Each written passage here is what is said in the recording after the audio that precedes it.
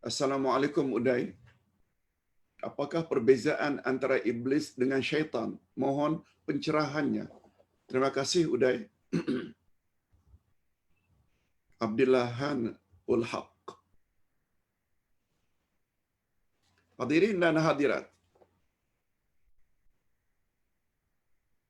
Makhluk Allah ni pada garis besarnya ada tiga peringkat. Malaikat, makhluk atas, binatang, haiwan, makhluk bawah, dan yang di tengah-tengah ini jin dan insan. Makhluk Allah banyak, cuma bila diklasifikasi kategori secara global 3. Malaikat dianugerahi oleh Allah hanya akal tanpa nafsu. Itu sebabnya semua malaikat tanpa kecuali semua taat pada Allah. Itu sebabnya dakwaan yang mengatakan iblis itu asalnya malaikat. Salah. Itu bercanggah dengan kenyataan Allah dalam Al-Quran. Ayat 50 surat Al-Kahfi. Usjudu li Adam fasajadu illa iblis kana minal jinni. Sujudlah kamu sekalian kepada Adam. Semuanya sujud kecuali iblis. Iblis berasal daripada jin. Fafasaka an amri rabbi. Yang durhaka terhadap perintah Tuhannya. Allah sendiri yang mencipta iblis menyebut iblis itu berasal dari jin. Bukan malaikat. Malaikat senantiasa taat. Lihat ayat 6 dari surat At-Tahrim. Panjang ayatnya. Orang-orang beriman, peliharalah dirimu dan ahli keluargamu dari api neraka yang bahan bakarnya terdiri daripada insan, daripada batu dan manusia. Batu maknanya batu berhala, insan maknanya orang-orang kafir. Alaiha malaikatun ghilazun syidad. Penjaga neraka adalah malaikat yang sangat keras dan bengis.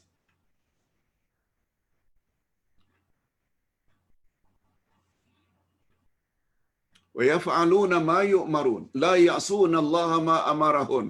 Malaikat sifatnya tak pernah buat maksiat, ingkar terhadap Tuhan mereka, dan mereka akan melaksanakan apa saja yang Allah suruh. Itu sifat malaikat. Iblis bukan malaikat. Okey, malaikat. Makhluk bawah namanya hewan atau binatang. Binatang hanya diberi oleh Allah nafsu tanpa akal. Itu sebabnya mereka tidak mukallaf. Mereka tidak dibebankan dengan hukum hakam Allah. Binatang hanya ada nafsu tanpa akal. Tetapi karena penciptaan manusia dan jin adalah sama betul. Lihat ayat 56 dari surat Az-Zariyat. Wa ma khalaqtul jinna wal insa illa liya'budun. Aku tidak jadikan jin dan manusia kecuali agar mereka beribadat padaku. Maknanya matlamat jin dan manusia dicipta adalah untuk beribadat, mengabdikan diri Allah Subhanahu wa taala. Atas sebab itu, manusia dan jin diberi dua-dua, akal dan nafsu. Akal dan nafsu.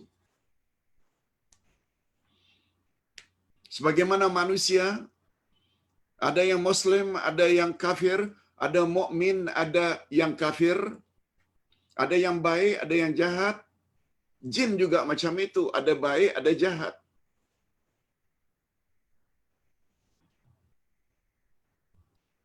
Mudah-mudahan kita termasuk golongan yang baik-baik.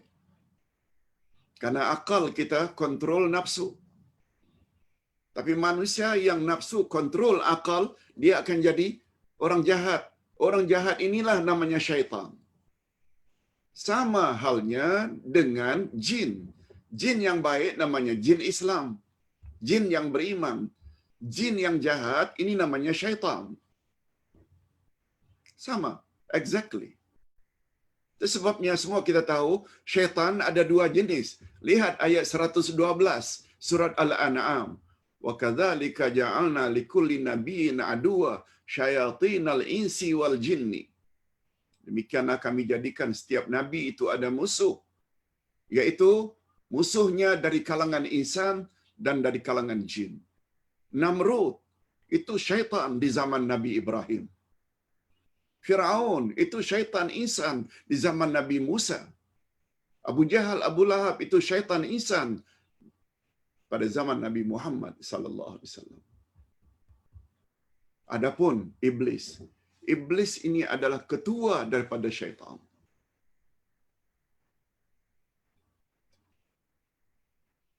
Jadi iblis adalah leader daripada semua syaitan yang jahat ini, ketuanya iblis. Jadi iblis itu adalah jin, cuma dia itu bosnya semua syaitan. Ustaz kira cukup dengan penjelasan demikian. Siapa jin, siapa itu syaitan, siapa itu iblis. Yang kedua, orang yang sama juga bertanya, Abdullahan Ul-Haq, Pak Uday, saya pergi ke kubur bapa saya. Sampai di hadapan kuburnya, saya ucapkan salam. Terus, saya baca Al-Fatihah, Al-Ikhlas, lalu saya duduk cangkung di hadapan kuburnya. Lalu angkat tangan berdoa macam berkata kata seperti Abah, saya datang Abah, semoga Allah Subhanahu Wa Taala ampunkan Abah, lapangkan kubur Abah dan lain-lain. Yang akhir saya ucapkan selamat Nabi, selawat Nabi, maaf. Akhirnya setelah doa untuk Abah, beliau baca selawat ke atas Nabi dan Al-Fatihah. Apakah cara ini elok dan dibolehkan, Pak Uday?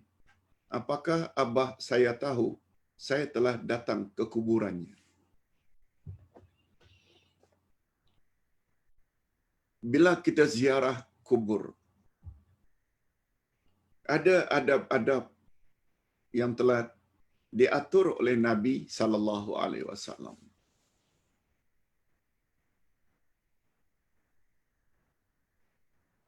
Bila sampai ke kuburan Nabi, kita ucap salam, yes.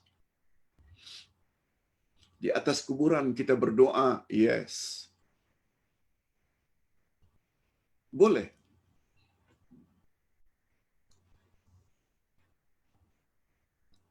Sebab bila kita belajar buku Akidah 2,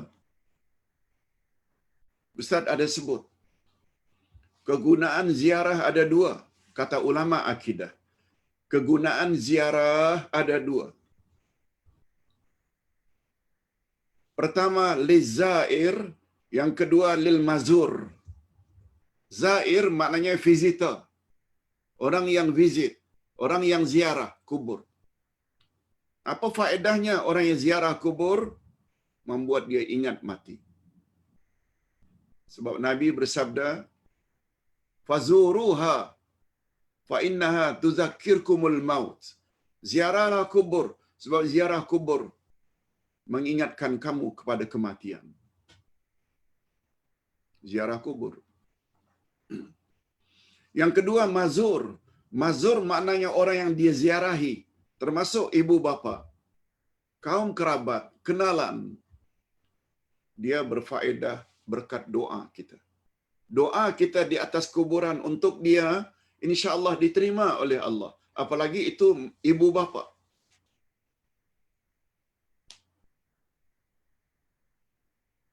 Jadi ada 2 kegunaan ziarah kubur.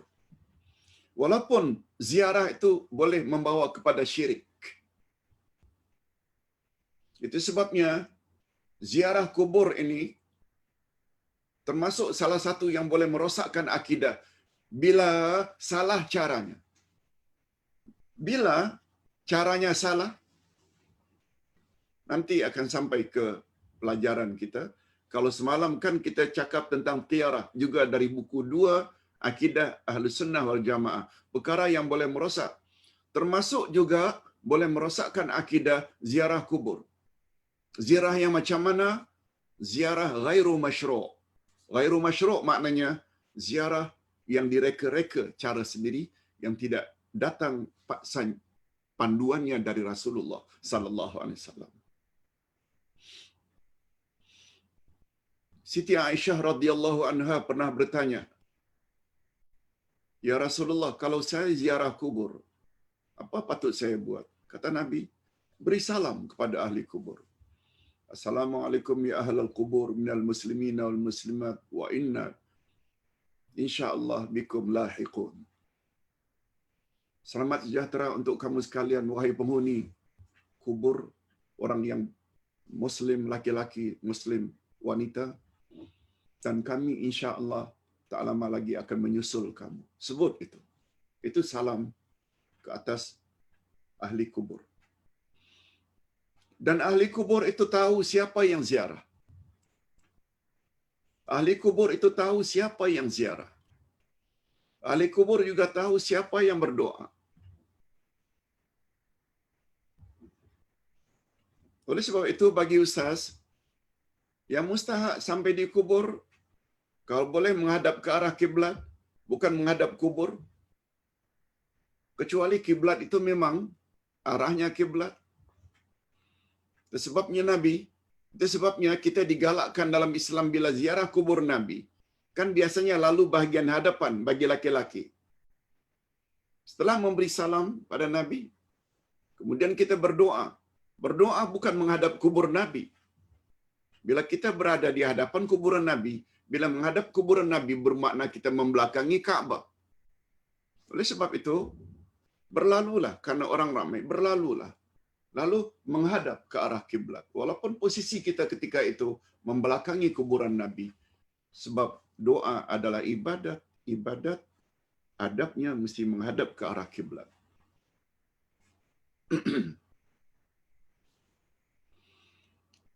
Rabbi firli wali walidayya, ini doa yang paling utama. Allahumma ighfir lil muslimin wal muslimat. Ya Allah, ampunkanlah dosa-dosa orang yang Islam laki-laki dan wanita. Allahumma ja'al hadzal qabr rawdatan min riyadil jannah wa la taj'al hadzal qabr hufratan min hufarin niran. Ya Allah, jadikanlah kuburan ini bagikan taman-taman syurga. Jangan kau jadikan kuburan ini bagikan kawah dari kawah-kawah api neraka. Bagi ustaz, tak payah sebut abah. Saya datang abah, sebut nama kita. Tak payah. Nabi tak pernah ajar macam itu. Cuma apa yang kita dapati, yang cakap macam itu, barangkali dari kalangan orang-orang Kristian Masihi, Nasrani. Kita jangan ikut-ikutan cara mereka. Tak perlu. Ayah tahu, ibu tahu siapa yang ziarah. Dan doa kita menyebut nama tak mengapa. Kalau itu bukan abah kita, kalau kita ziarah, ya Allah, jadikanlah kubur A sebagai taman dari taman-taman syurga, atau kubur ini pun dah cukup dah. Wallahu a'lam. Hadirin dan hadirat rahimakumullah. Sedikit tambahan.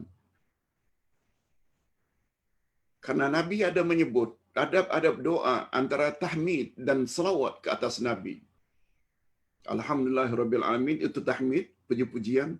Wassalatu wassalamu ala Rasulillah itu selawat. Sebab doa yang tidak diawali dengan tahmid dan selawat dan tidak ditutup dengan tahmid dan selawat, besar kemungkinan tidak diterima oleh Allah. Itu syarat atau adab-adab doa. Adapun membaca Al-Quran, bagi pandangan ustaz, tidak pernah ada datang dari Nabi sallallahu alaihi wasallam membaca Al-Quran di atas kuburan. Coba dengar. Apa kata Nabi? La taj'alu buyutakum qubura. Innal baita tuqra'u fihi suratul Baqarah la yadkhulu syaitan. Jangan kamu jadikan rumahmu seperti kuburan sunyi senyap. La taj'alu buyutakum, buyut itu plural dari baitun. Jangan kamu jadikan rumah-rumah kamu kubura, kubur. Al-qabru kubur. Jangan jadikan rumahmu seperti kuburan. Maksudnya sunyi senyap macam kubur. Innal baita tuqra'u fihi suratul Baqarah la yadkhulu syaitan. Rumah yang dibaca di dalamnya surat Al-Baqarah, syaitan tak boleh masuk. Setelah Rasul melarang menyamakan rumah dengan kuburan, lalu Nabi suruh pula, kalau tidak baca Quran, baca di rumah. Sebab bila Quran dibaca di rumah, khasnya surat Al-Baqarah, syaitan tak boleh masuk. Ini memberi makna tersirat.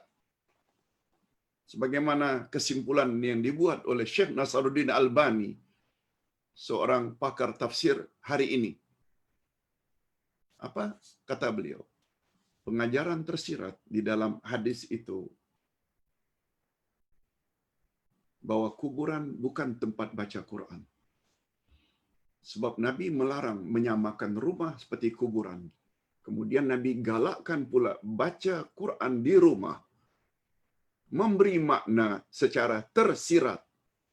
Quran bukan tempat membaca Al-Quran. Kuburan bukan tempat baca Quran, tapi doa.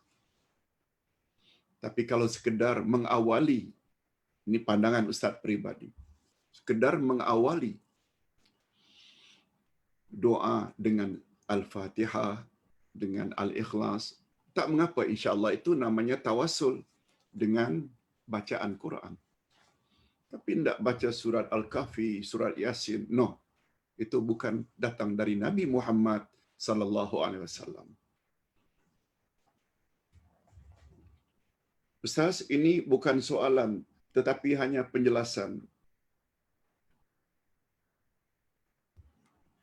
Assalamualaikum Uday, tolong diperbaiki ucapan kepada netizen bahawa pewawancara Syekh Ali Jabir, alhamdulillah, tahun lepas sudah mu'allaf dari Nasrani kepada Islam. Allahu Akbar. Allahu Akbar. Sila tonton di YouTube Dedi Masuk Islam. Oh, dia ada video tersendiri. Sebab Ustaz tadi terdengar bahawa beliau kata dia dulunya bukan Islam. Nah, Ustaz tidak tahu berita yang beliau telah mu'allaf dan masuk Islam. Namanya Dedi. Dan Ustaz akhirnya tertanya-tanya sebab dia sebut Assalamualaikum warahmatullahi dan diakhiri dengan Wassalamualaikum warahmatullahi. Maknanya beliau telah memeluk Islam. Rupanya tahun lepas beliau baru saja memeluk Islam. Alhamdulillah.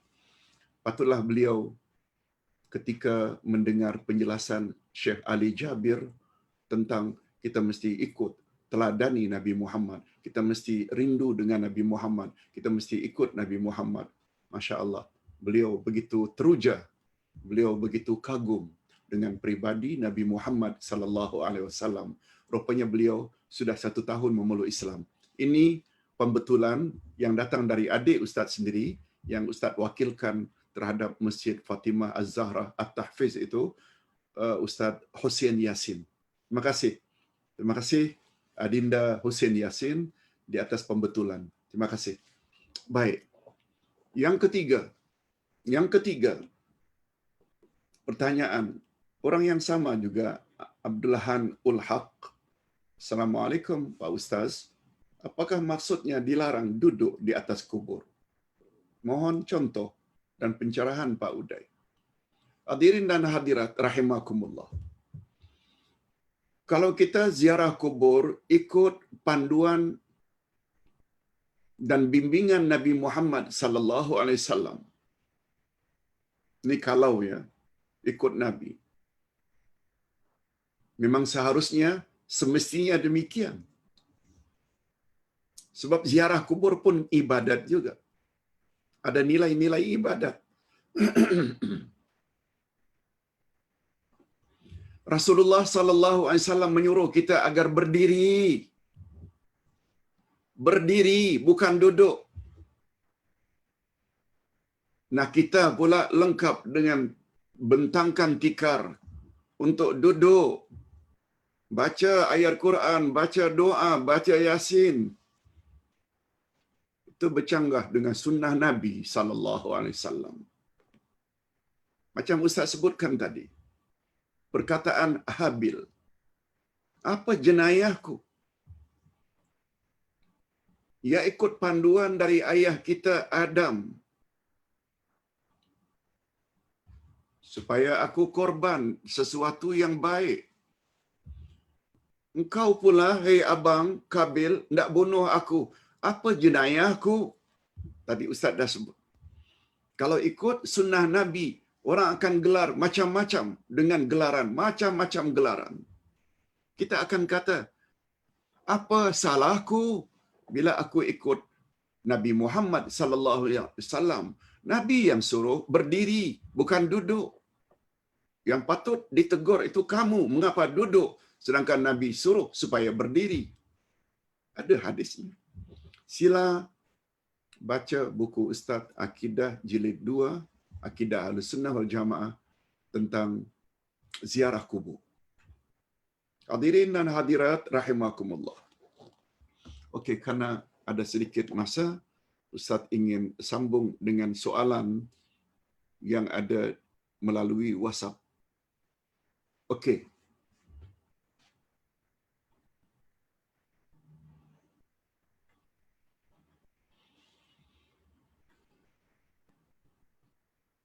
Ustaz, apakah surah dan ayat yang menjadi amalan udai dibaca sebagai doa supaya dapat bangun dari tidur seperti yang dirancang? Mohon pencerahan Ustaz. Ya, Ustaz ketika membahas, kalau tidak salah 2 hari yang lalu,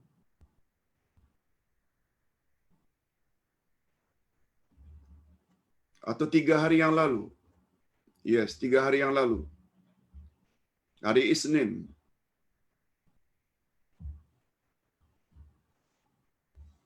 Yaitu syarat-syarat ibadat yang diterima.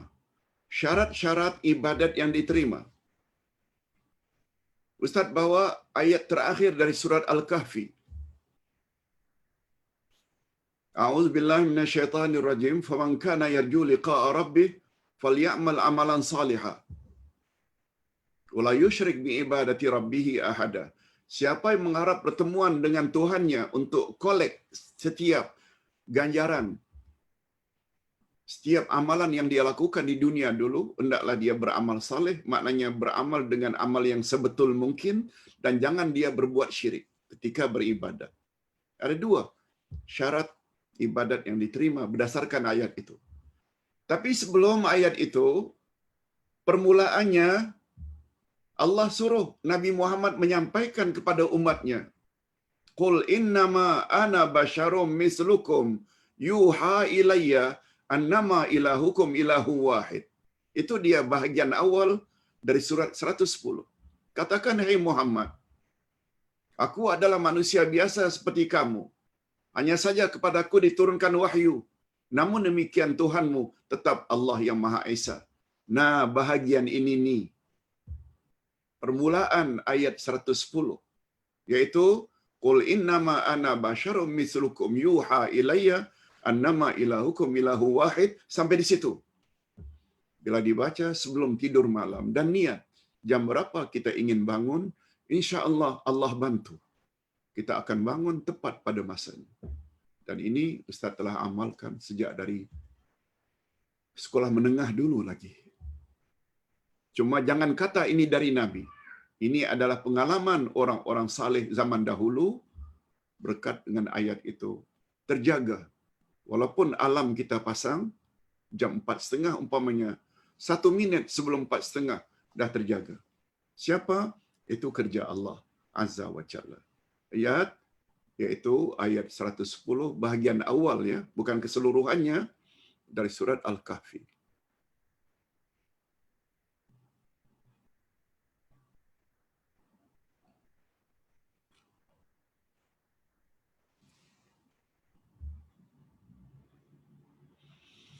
Satu lagi pertanyaan. Amalan membaca surat Yasin di malam hari akan diampunkan dosa-dosa kecil pada hari itu. Adakah dosa-dosa kecil akan mendapat keampunan juga jika membaca surah Yasin selepas subuh?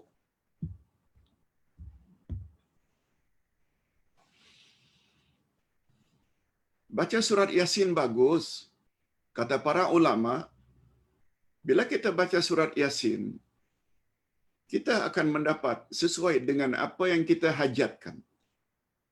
Jadi kita hajat sesuatu, baca surat Yasin, insya-Allah kabul. Insya-Allah kabul. Cuma yang Nabi menyebut, Nabi ada sebut pada waktu malam. Kalau Nabi sebut pada waktu malam, habis subuh bukan malam. Ustaz buat contoh. Hadis sahih riwayat Imam Bukhari dan Imam Muslim.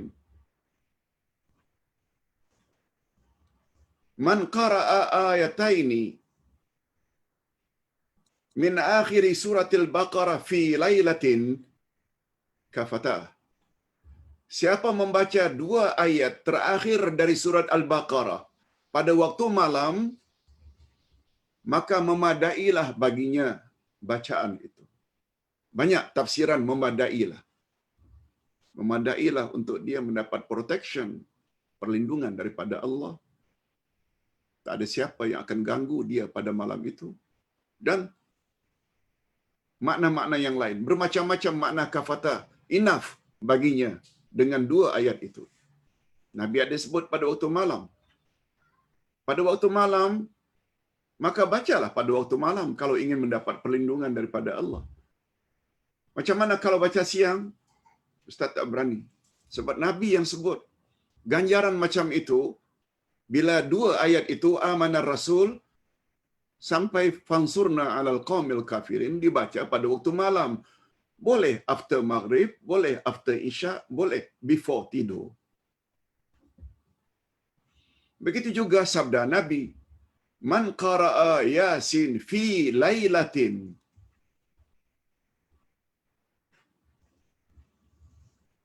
fa asbaha maghfuran lah. Man qara'a Yasin, siapa baca surah Yasin fi lailatin, pada suatu malam, tanpa menyebut malam Jumaat. Nak baca malam Jumaat boleh. Yang tak boleh, surat Yasin baru ada fadilatnya bila baca malam Jumaat saja. Itu sudah maknanya mereka-reka perkara baru. Nabi hanya menyebut fi lailatin. Dalam kaedah bahasa Arab, bila sesuatu noun, kata benda, tanpa alif lam, dia membawa makna am. Fi lailatin, pada sesuatu malam. Malam Rabu boleh, malam Isnin boleh, sesekali malam Jumaat boleh, malam Ahad boleh, malam apa saja. Siapa membaca surat Yasin pada suatu malam, fa asbaha, lalu pada waktu subuh pagi, maghfurallah, dia diampuni oleh Allah. Kalau anda tanya, macam mana kalau baca habis subuh? Wallahu a'lam. Yang pasti dia tidak akan mendapat fadilat itu. Sebab Nabi sebut fadilat itu. Ustaz buat contoh. Bacaannya walaupun sama, tapi fadilatnya beza. Ustaz buat contoh.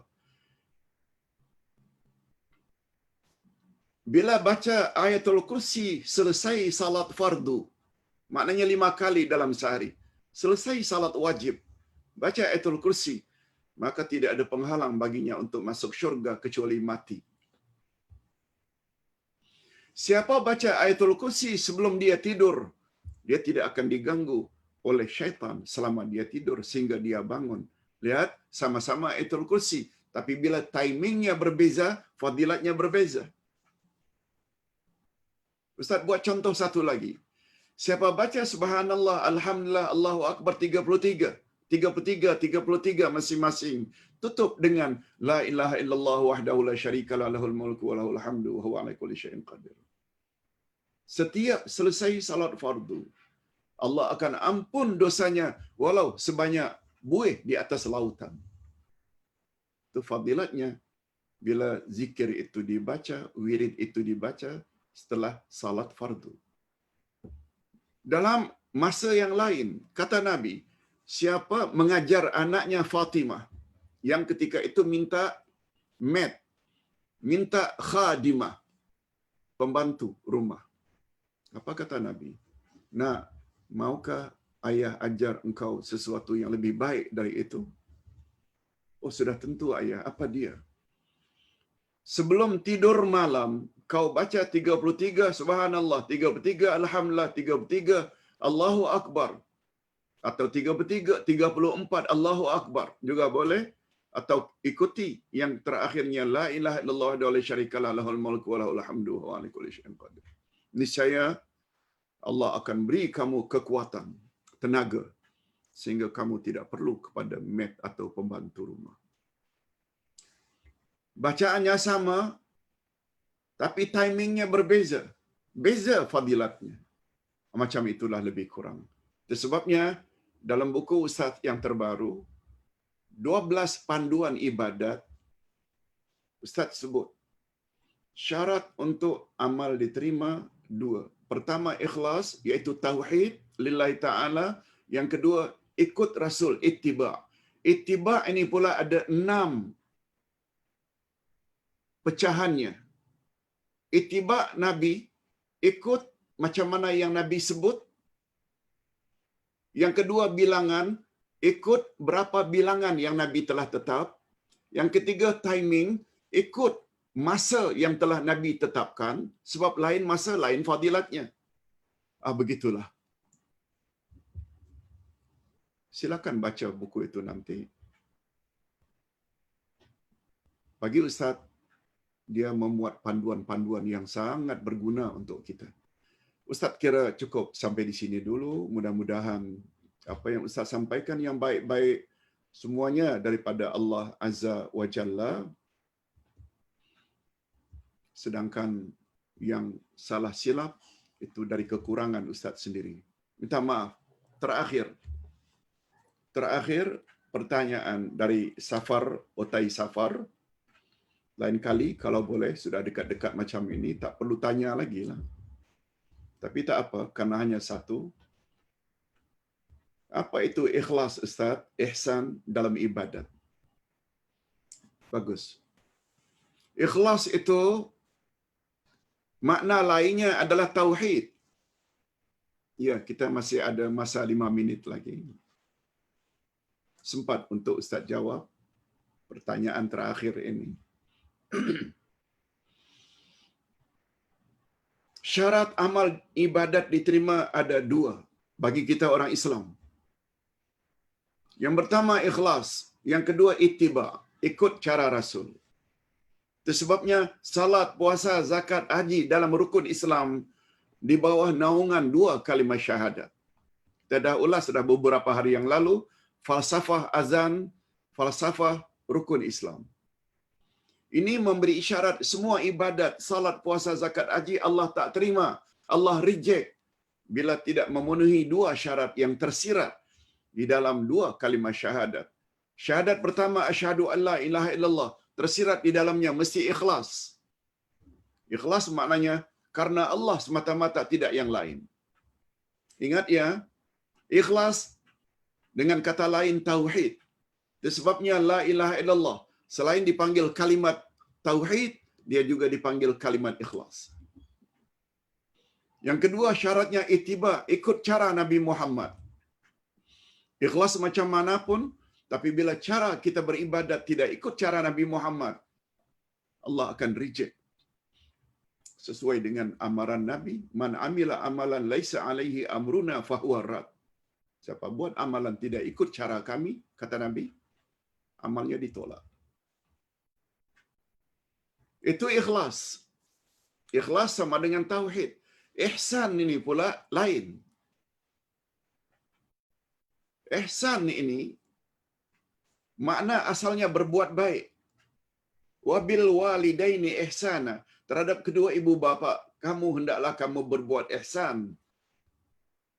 Menyenangkan hati mak bapa. Sopan santun pada mak bapa. Tidak mengasari mak bapa.